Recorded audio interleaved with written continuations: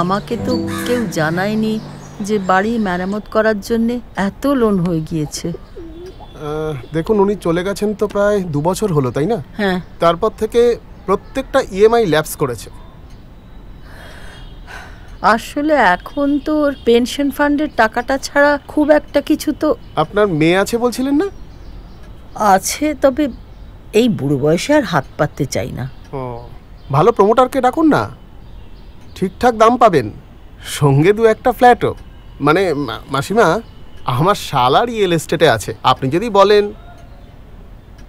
ঠিক আছে, ভেবে দেখব। এই পুজোটা কাটুক।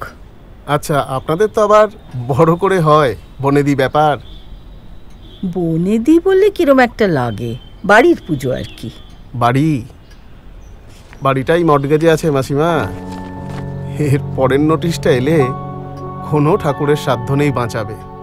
কথায় কথায় ঠাকুরকে না ডেকে মাঝে মাঝে ত্রিশূলটা নিজের হাতেই ধরতে হয়।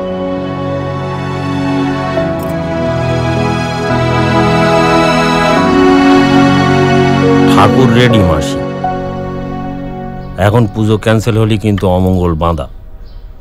হ্যাঁ, আর তাছাড়া একটু পুজো টুজো হলে লোক আসে, আনন্দ মজা হয়, ভালো লাগে। নয়তো এত বড় বাড়ি তো পুরো শ্মশানের মতো খাখা করে। কি হবে ঢং করে পুজো করে? 3 দিন পরেই তো ওই বিরাট একটা গাড়ি আসবে, তারপরে এই বাড়িটাকে একেবারে গুঁড়ো গুঁড়ো করে মাটির সঙ্গে মিশিয়ে দেবে। ও মাসি, তো তুমি একদম চিন্তা করো না। এই আমি, রতনদা, আমরা সবাই তোমার টিমে আছি।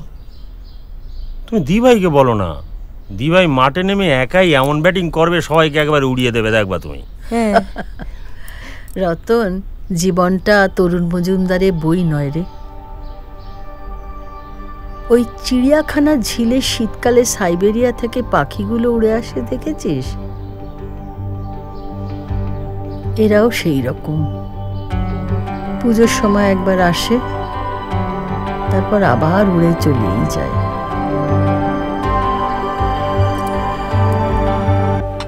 স্যালাড রেডি করেছিস?